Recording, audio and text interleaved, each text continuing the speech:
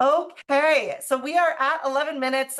We will kick things off formally here. We are recording this presentation and we'll send it out as a follow-up.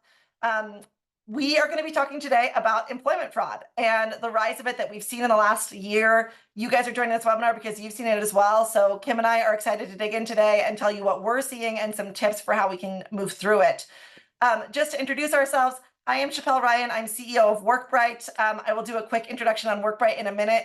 But man, I'm just an I-9 nerd at this point. I've seen over 2 million of them. I've participated in dozens of audits. So I am here speaking as an expert on the I-9 side, on the technology side, that has kind of seen the way that these trends have impacted and changed why I-9s are getting rejected and what's been happening in employment law. So Kim, can you introduce yourself as well?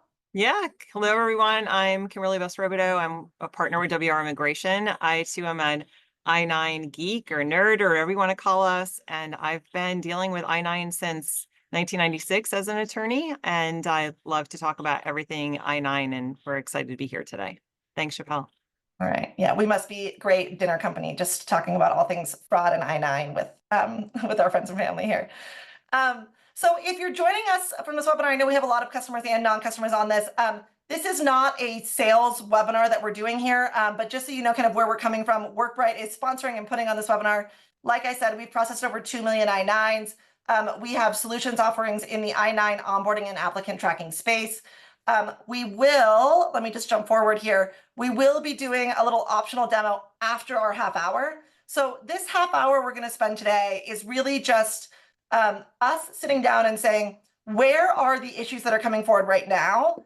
And where are we seeing the trends on this? And I just want to be transparent. A lot of what we're going to try and do today is just show you what's happening and how it's happening so that you can be aware as you're reviewing employment authorization documentation into how these things are getting done and what are the trends coming forward.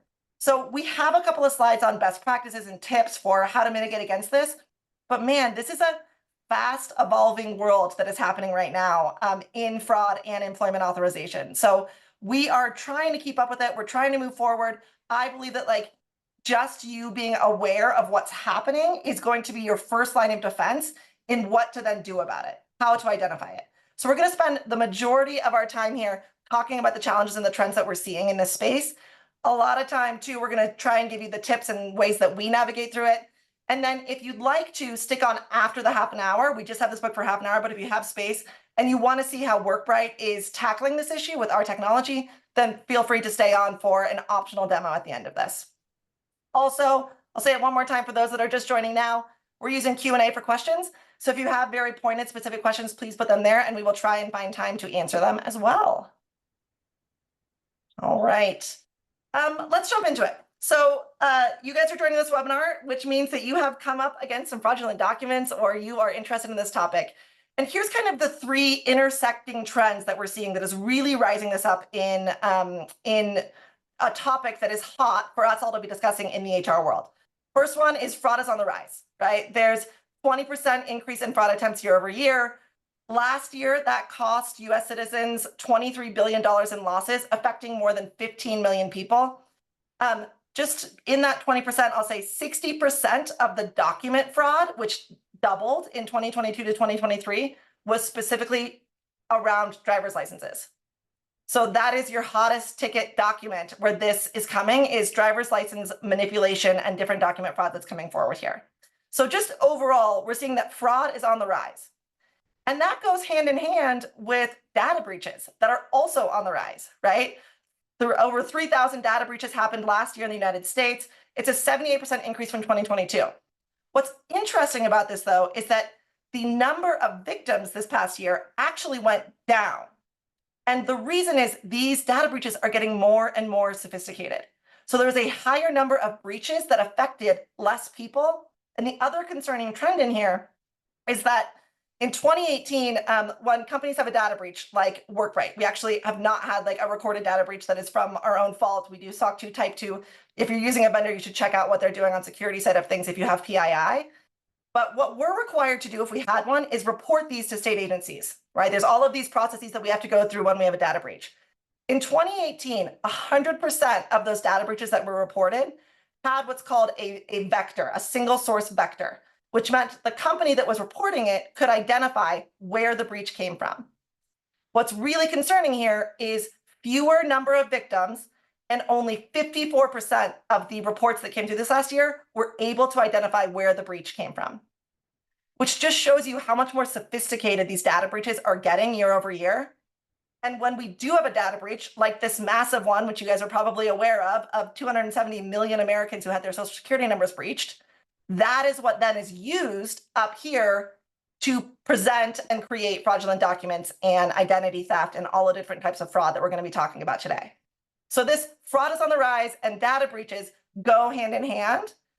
And then we have this third piece of the Venn diagram, which is just really coming into presence in the last year here. And I'll say the last year, like from October to October, it's just rising and rising and rising, which is AI tools that are making a lot of this driver's license manipulation and these different things easier to access. And you can see here, like a third of VC dollars in 2024 are going to AI startups. The VC funds aren't going to the manipulation AI, right? Like that's kind of a dark web habit, but it just says that these models and the investment that's being made here is massive. And the rate of acceleration in this technology is so quick that it's really difficult for employers, technology companies, the government certainly to keep up with what's happening there. And it's going to continue to rise as private business invests money into this area. So we actually have some fun examples of how AI is being used to do this. Our marketing team had a kind of a good time going in and looking at some of these things and saying like, oh, how does this actually work? So we're going to show you some of those. But these are really the three things that we see that we're saying, you know, we're talking to hundreds of customers every month that are coming to us for I-9 challenges. And this has been a number one thing that's been coming up on all of our demonstrations that we've been doing and why people are looking for vendors and what they're trying to tackle is how can you help me with fraud detection and how are you keeping my employees' data secure? Okay, so that's some background on why we're all here. And again, you know this, that's why you're attending this. So what we're really going to spend the majority of our time here today is why does this matter for employers? Like how is this happening so that I can be aware and what do I do about it when I get there? So we want this 22 minutes that we have left together to be really conversational. So put in your questions and Kim and I are just going to kind of riff on what we're seeing in the industry around these 5 challenges: remote employee verification, changing work authorization regulation, accessibility of fake document tools, HSI audits, and IER and discrimination, which are putting big fines down as well. All right, so let's jump into our first one. And the challenges we're seeing here, this is a great image of what it looks like to use Deep Face Live. So part of the problem we're seeing is that there are so many options now for Section 2 completion. Ben, can you pop up our first poll here? We would love to just see across those individuals that we have here, how are you completing Section 2 of Form I-9, right? And so just to walk through these options so that we all understand what's available to us, the first one is our traditional method. An HR person comes in, an employee comes in, visits one of our HR administrators with their work authorization documentation, that gets physically reviewed, and then they sign off on Section 2 within 3 days. That's our traditional model. If we were sitting here doing this webinar 20 years ago, it would be 100% of people that are using that model, right? What is now being provided is a network of authorized representatives, sometimes a notary network. This actually isn't a notarized service, but we'll get into that on another webinar if you're interested in understanding authorized representative. And then there's like an employee or employer selected. So this is what WorkBright leverages. We use geolocation technology to geofence 2 individuals together for the purpose of completing Section 2 work authorization review. And then they sign off on Section 2. So this one in the third here is really like the technology-enabled authorized representative option. Then as of August of last year, we now have alternative procedure options. So alternative procedure, AKA a Zoom or other video meeting being used to review that documentation, either doing that in-house with an HR rep or via an authorized representative. So let me end the poll and just share with you guys, even in this room here, we've got a lot of people doing the traditional model of in-person. Second most popular is the technology-enabled auth rep. We had a huge swing of this in prevalence across the industry with COVID, where people got more comfortable with this when they couldn't do that physical in-person. And then we have some people using network and some people using alternative procedure. So you can see how that diversity can create really inconsistent processes that leave room when everyone's not following the same process. It leaves room for manipulation within that process. Also, alternative procedure is a newer way to review documentation. And there are some gaps in what you're able to view in a fraudulent document when you use that model. Now, you have to use E-Verify. So that's the backstop on this, right? You can't be using alternative procedure if you don't have E-Verify. And E-Verify does protect you against a lot of these things, but still there are physical requirements that you can't get when you're doing an in-person Zoom review, right? Like I have some fake ones that I always keep on my desk for demos and different purposes. And it's a lot easier to view this here than if you were holding this and you would very clearly see that it's a paper copy. So Kim, share with us, like, how are you seeing remote employment verification and some of these trends impact your business and customers that are coming to you and presenting challenges that they're facing? Yeah, so one of the biggest challenges that we have is something that you mentioned, Chappelle, is the consistent process, especially where organizations have multiple people who are performing the I-9 employment verification process, and just making sure that they're trained in the appropriate way to do alternative procedure. And for any organization, when you have an I-9 process, you want to have a policy in place so that whoever is doing that section 2 or just the whole I-9 process in general knows what the flow is and is doing that in conformance with the company's policy so that it's consistent. That's one of the biggest things that we're seeing right now. Yeah, absolutely. And looking at this kind of like Beat Face Live, let me just give you like a real example of where some of this is coming in. And it's down here. You guys may have heard about this. This made a big splash in headlines. It was employees that were applying as US citizens, leveraging some of this new AI technology to create fake documents. They actually were able to get in, be hired on as a full-time employee into the organization. And then once they had access to the back-end code, they're able to install malware and different things for data breaches for different uses.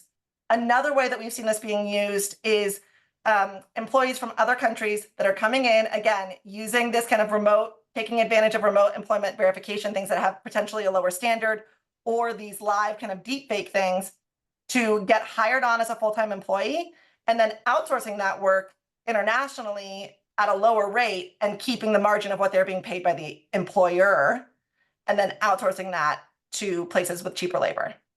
So this is leaving some gaps in here. These are kind of extreme examples, but it is happening, and it's causing people a lot of money and headache when they actually discover these things. And where did that code go? And this attempt to install malware, happy to send this out after or in the chat here. It's really interesting to read the way that this gets done. We are seeing this one, particularly in IT roles that are better suited for remote work where you don't have that in-person interaction that you need to have every day. So IT, engineering, that's where a lot of this stuff is happening. All right, anything else to highlight on this one, Kim? That's the main thing that I have for now. Yeah. Yeah. And look, alternative procedure, I'm not knocking it, right? I understand why we put it in place. Our company is remote as well. We all want to be leveraging these types of things. It does give different sets of challenges, though, each way that you're moving this. So you need to have a clear plan in place when you are using these kind of newer alternative procedure methods of how are we reviewing and getting data about the documents that we're reviewing. Okay. Just sorry, just to add to that, one of the main reasons that the regulation with alternative procedure requires that a company is enrolled in E-Verify is because Homeland Security investigation said we're not going to be okay with companies doing an alternative procedure with a virtual or remote review without having some kind of confirmation on the back end, which is what E-Verify does. So it was that collaboration between the agencies that allowed for alternative procedure to help with some of this risk. Absolutely. And as much as they came out, let's talk about alternative procedure just for one more minute. As much as they came out with that initial guide of how to conduct it and the requirements to participate in it, it did lack in process, right? How do we verify that the meeting actually happened? It didn't say you needed to take a screenshot of the meeting happened. It only says that you need to retain the documents, you need to use E-Verify, but it didn't give requirements on how to capture that meeting actually happened and what was reviewed in that meeting. I'm also not aware of at this point, and I track this stuff very closely, an HSI audit that has come down for someone that's been using alternative procedure as of yet. Are you aware of that and anything interesting that came forward there? No, we haven't heard any of that yet. Yeah. No. Well, So we'll be meeting with them soon, so maybe we'll have some additional information. Great. And I just think this is going to be a increasing area of focus. The first time that an audit is done, there will be things that the government and the employers are saying, well, we didn't know or we didn't have there. So there will be more guidance on this. As it gets deeper into practice, I think on our webinar and our poll that we just put up, it was under 15% that are using it. Kim has some data that says, especially in the SMB place, it's closer to 60%. So this is going to continue to get used, and there will continue to be regulations and guidelines for employers around it. They're just not out now because it's so new. So, all right. Let's move to our second one here, which is changing work authorization regulation. And man, I mean, this is the thing as a vendor that supports I-9 software that keeps me up at night. These laws are complex. They are constantly changing. Things like TPS statuses and who does and does not qualify for a temporary protected status. The complexity of documents that are able to present that list A, B, and C just keeps getting more robust. And the one that we're seeing in particular is so many PRC cards being presented that very clearly print on there, this is not eligible to be used for work authorization, but is still being presented because PRC is listed as an eligible form. So this is a really complex world, and it's difficult for employers to track and keep up with, which then leaves area for manipulation. So one thing that I've been seeing is Reddit threads and Facebook groups saying which document is the easiest to manipulate for the purpose of me getting a job when I may not be eligible otherwise because of the complexity behind the laws around it. So there are threads and different things out there that are challenging this. But Kim, what have you been seeing in this world of just changing work authorization regulation? So definitely the increase in the documentation that may be acceptable, and then confusing guidelines from USCIS and Department of Justice's Immigrant Employee Rights section that are around TPS work authorization, the automatic extension of TPS, EAD cards. There are 3 different ways that a TPS EAD card can be automatically extended. So there's a lot of confusion around that.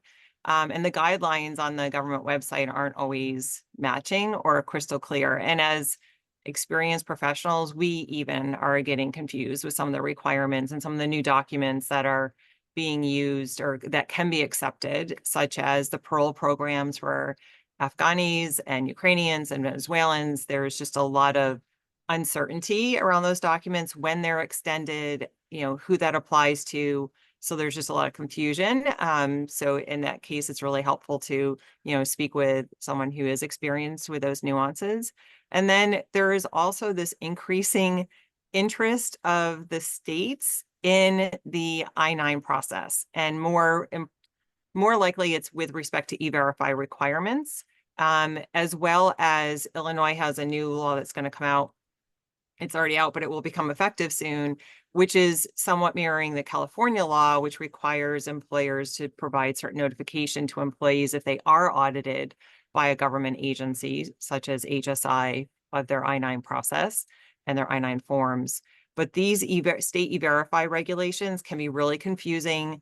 They're spread out across the country. They're state by state, because they're state E-Verify rules.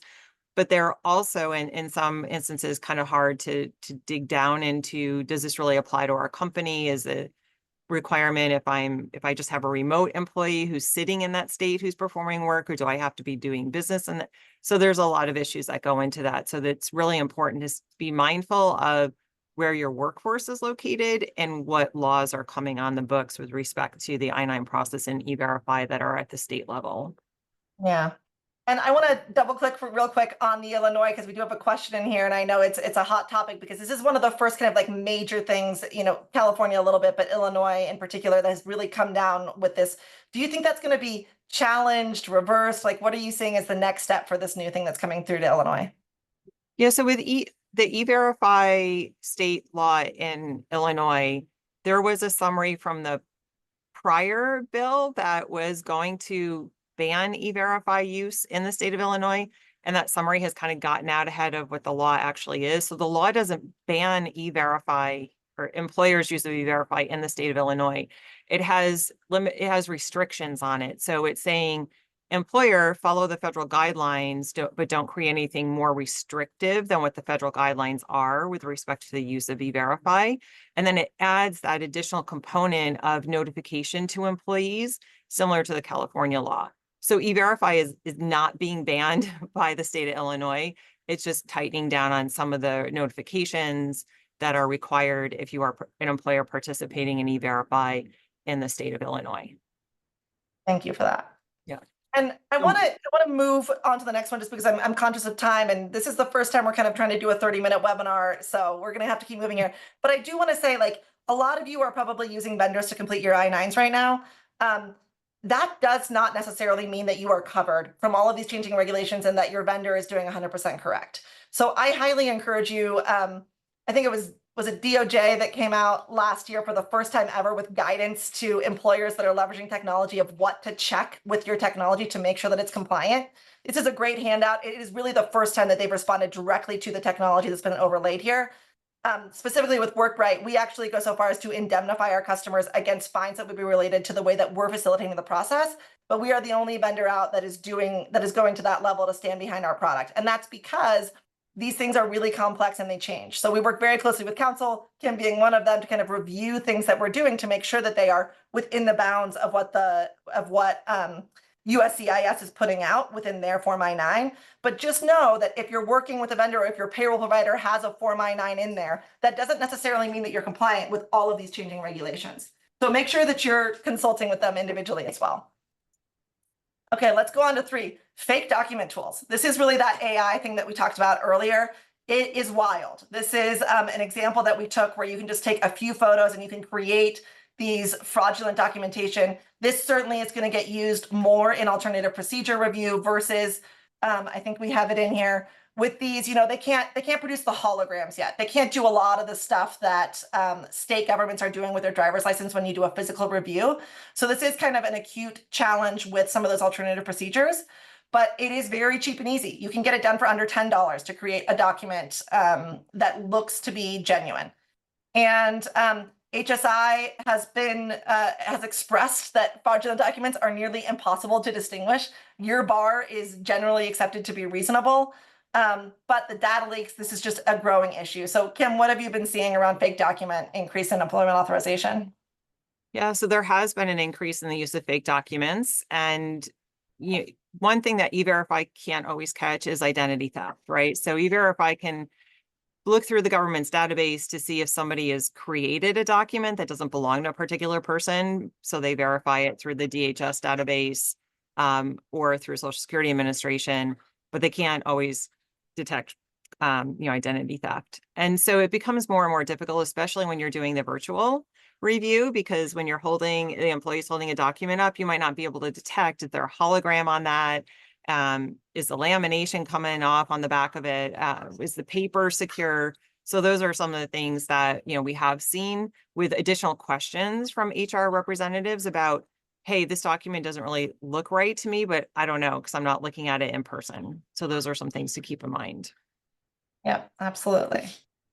All right, I think on this one, we're pretty well covered. Let's talk about changes in audits. There have been some pretty big changes in the way that HSI is attacking audits. Kim, talk to us about what those changes are and how they're approaching these now. Yeah, so just to give you a general idea, in 2020, HSI had conducted almost 6,000 I-9 audits, and they kind of stopped right when the pandemic hit, right? There were a bunch of audits that were issued in March of 2020, and then they kind of dwindled from there so they could catch up on their backlog.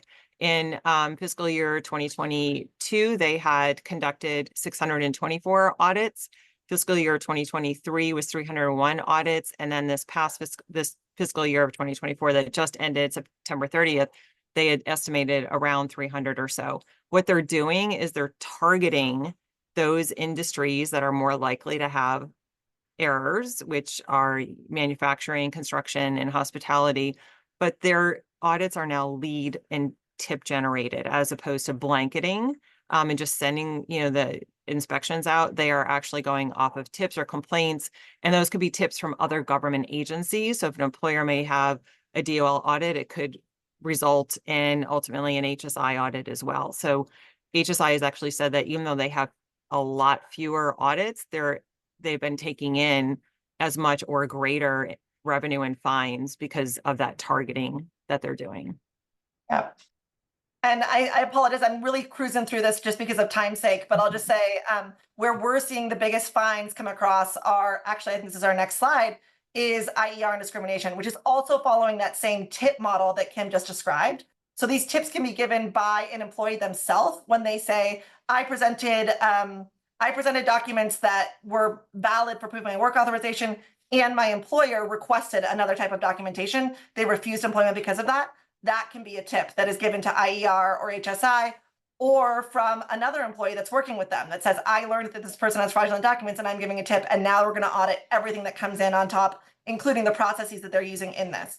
So in general, these audits, if you're just messing up here or there, but you have a clearly defined process that is within the legal bounds, and then you have a mistake, those are going to be much less fines. They have tripled the fines that are applied to that this year.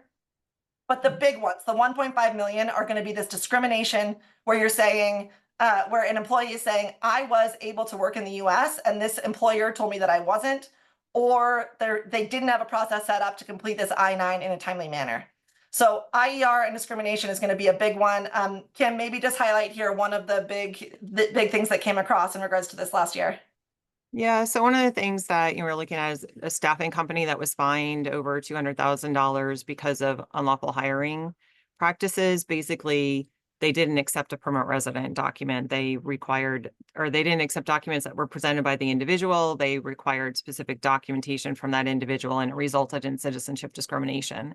And that's a really huge fine. So it's really important that with companies' I-9 processes, they think about not only the I-9 process, but the flip side of that, which is discrimination, and make sure that they are not engaging in any kind of citizenship, immigration status discrimination, or document abuse. So it's really key to make sure that if you're going to reject a document, you do so not because you're a law enforcement officer, you're not held at that level, but you have to be really clear and know what you're doing if you're going to reject documents. Or the bad thing that we always tell people not to do is don't ask for specific documents, right? That is what can get a company into big trouble.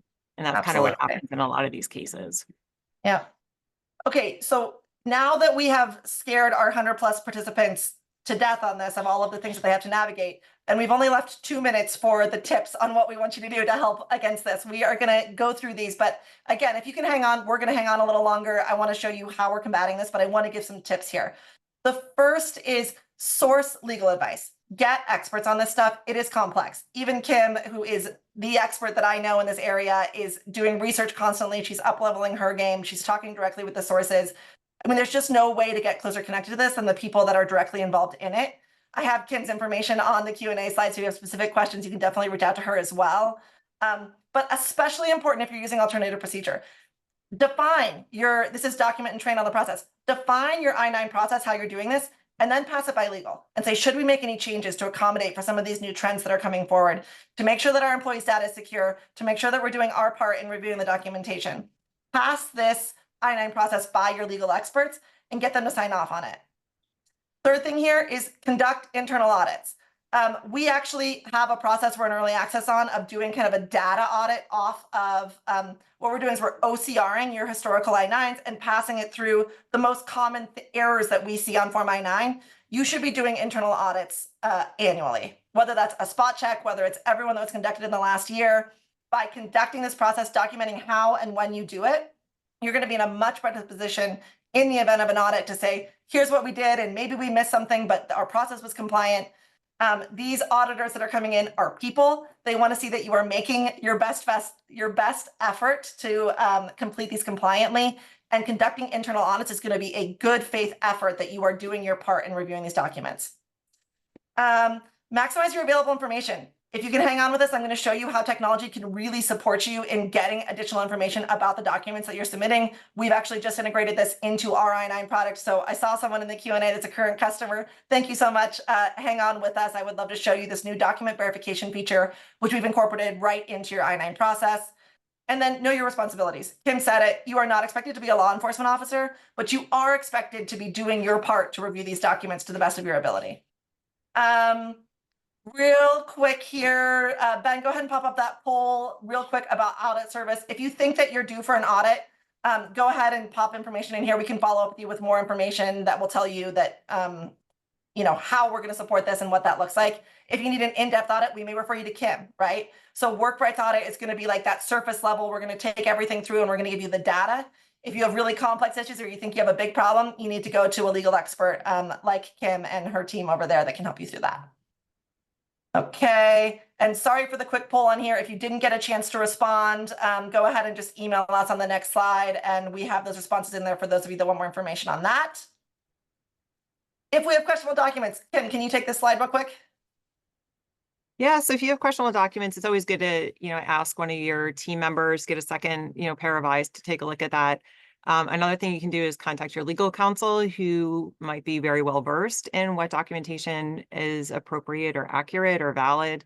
Also, there is an IER hotline for employers, not just employees, but there's a separate employer hotline. We actually tap into IER if there's something like really technical or iffy, and we want to get some opinions from them. You can also provide a written record of the actions taken, right? Document what happened so that you can explain it later, or if you're no longer there, your team members can explain what happened. And then if the documentation is not valid, or it looks very fraudulent, you can explain to the individual, I'm sorry, I can't accept these documents. I need you to provide me with another, either a list A or a list B and C document. So be very clear that the individual can select the documents to provide to you.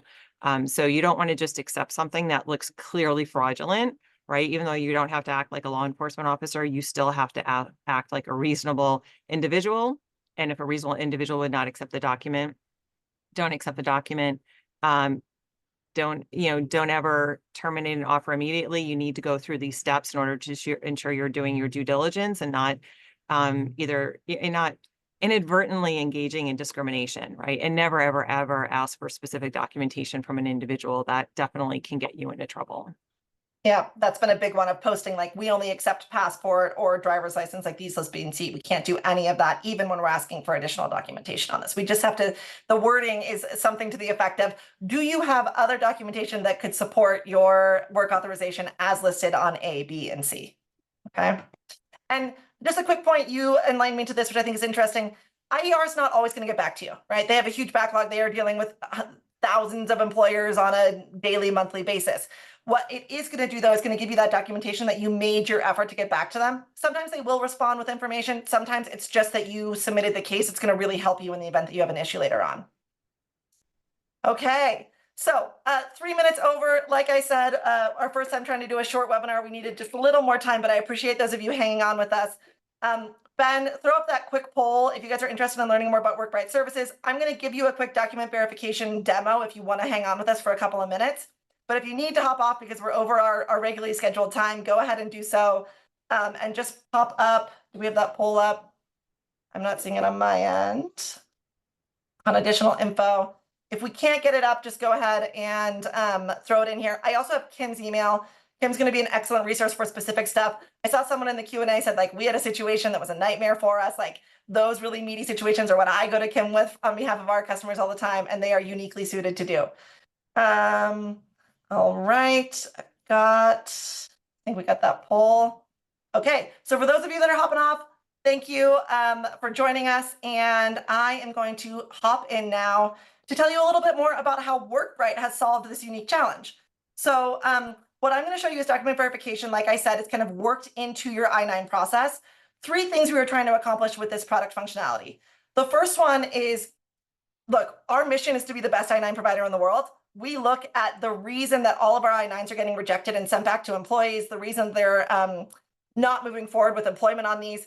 And this document verification functionality is going to check the documents to make sure that it is the document that the employee selected from list A, B, and C. So we're eliminating a big chunk of errors that we see coming through in why people are unable to continue with their Form I-9. Second piece here is what we've been talking about, stopping fraudulent documents. Okay, we're going to give you the flags and the insights that you need to identify a fraudulent document. And then the third one is this new piece is going to be your permanent document expert. So if you don't know what a current document is supposed to look like, you're not going to need to, because our document verification feature is going to move those through and tell you that this is a valid document, as is needing to be met with the holograms and the real IDs and all of the stuff that is coming forward in our ID world. So how we're going to do that is we're going to take the image and we're going to put it through a series of checks that are going to tell us this is the right image. It's a clear enough image for us to OCR, to pull the data off of there. So that's another big piece in eliminating errors, is instead of the employee having to look at their passport and decide which number versus the other number am I supposed to have, we're going to use optical character recognition to lift that off of the document and put it directly onto the Form I-9 on behalf of the employee. So this document verification feature is going to say, can we do that? Did you take a clear enough image, or was my card too close, or was it off to the side? Was it really in the frame of the camera? We're going to help with that. Also metadata information. So those AI tools that are taking and changing the expiration date to come in there, we're going to be able to catch all of those things with this new feature functionality. Does it have all the expected fields? It had a bunch of checks here. The documents that are going to go through document verification within our platform are passport, passport card, permanent resident card, driver's license, state issued ID, and social security card. For those of you that are on here that are current customers, you'll see these little stars are new ones that are being OCR'd. So we previously had some OCR functionality. We have an expanded list of that, which is now going to cover 98% of the documents that are submitted on our platform. So I think that live demos are a lot more fun than PowerPoints. So I'm going to jump you into our actual platform here. So right now I am in the view. Actually, let me reset this and make sure that I'm in the view of the employee. This looks like an administrator view to me. All right. So this is going to be a test account of WorkBright. And for those of you that are current customers, you will recognize the UI. And okay. Oh, this is, hold on one second here. I just got to get my right URLs. For this one, I think this is going to be the right one.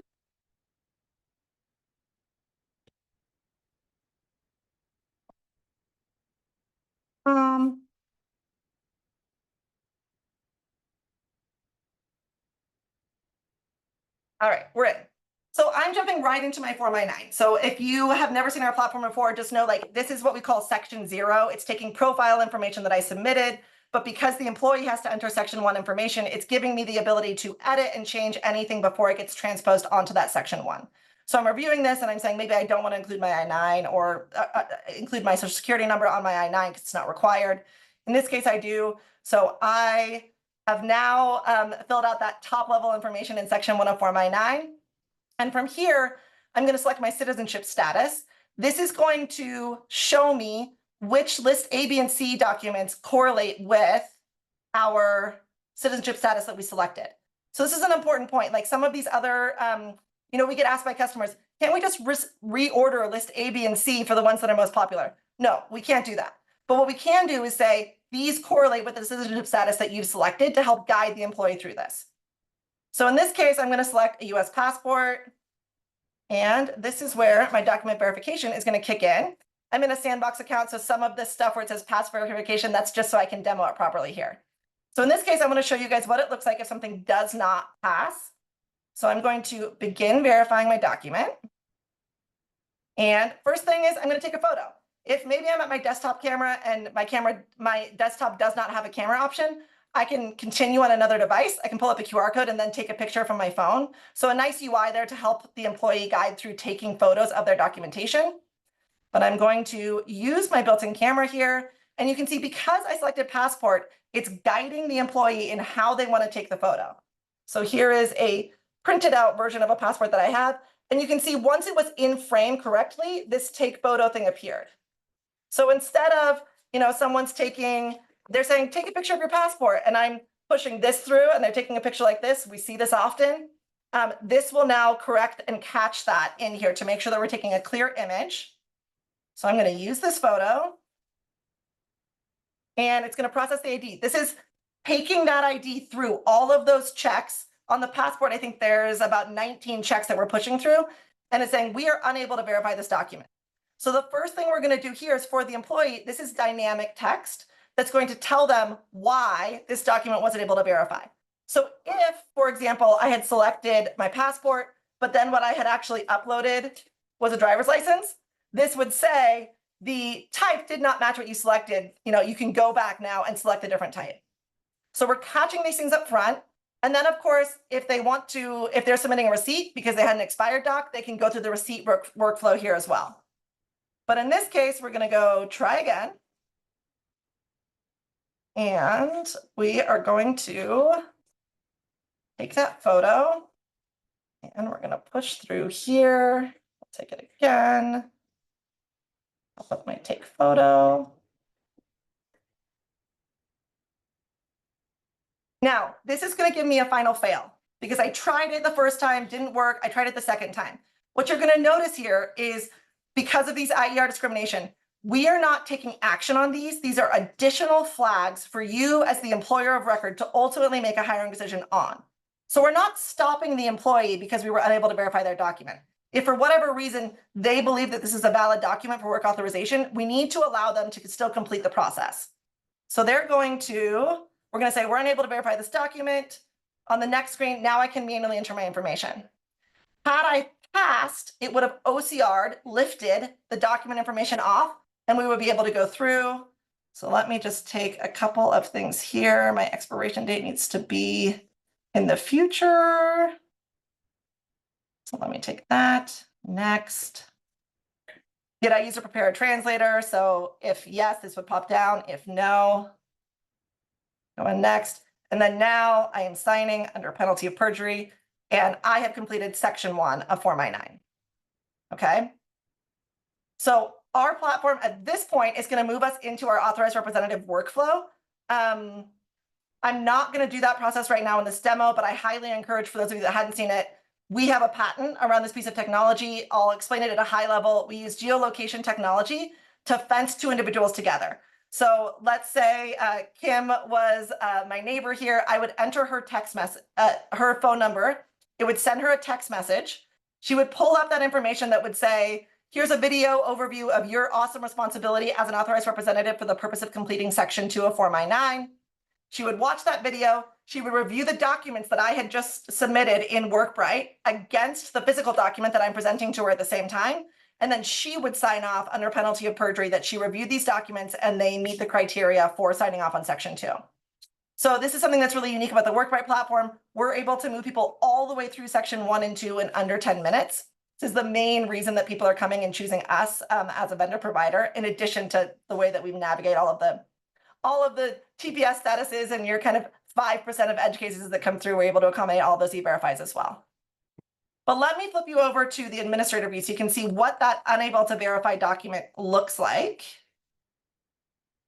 Let me just use this here. And so here's my accepted one. And actually, I'm going to pull back onto my administrator view real quick. 1 second. Have access, right.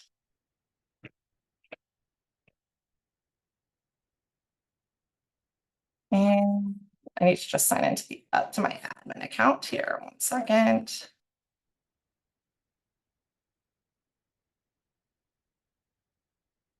Okay. So now I'm in the administrator side of things. So I'm done with my employee side. I'm now HR representative from company ABC. This is what our dashboard looks like. Again, if you want a full demo of the full product, reach out to our sales team, sales@workbright.com. They're happy to walk you through each component on here, how we handle e-verify. I'm just trying to give you a high level of the document verification feature. And most of ours, this is a demo account. It looks much more beautiful than this. Your green should be way up here at 90% plus of those that are coming through.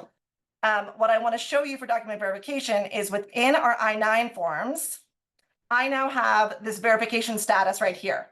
I can view what came through. So let's look at one of these declined by admins. And what we're going to show you here, oh, let me pull that one off because that is documentation. Let me pull this one. So this is what the individual submitted, what checks it went through, and which ones it passed and which ones it failed. So because this is a demo account, these are fake documents, it looks like everything passed because we had that pass verification on. But you can see here as an administrator how you would view all of these checks that it was passed through and say, oh, maybe the expiration isn't there. It is still your responsibility as the employer of record to review the documentation and decide, do I request a new submission? Do I terminate employment? In counsel with your legal advice on what you should do with this documentation. But you can view here each one of these social security card, what was checked and what did I do on here. So if something is unable to verify, let me see if I can find in our demo account unable to verify right here. This is the one that I just submitted. What I'm doing is I'm reviewing that documentation that we had, showing the checks and saying, oh, it failed all of these. So maybe I submitted a receipt but missed the ability to do that. So I still want to approve this. In this case, I want to decline this.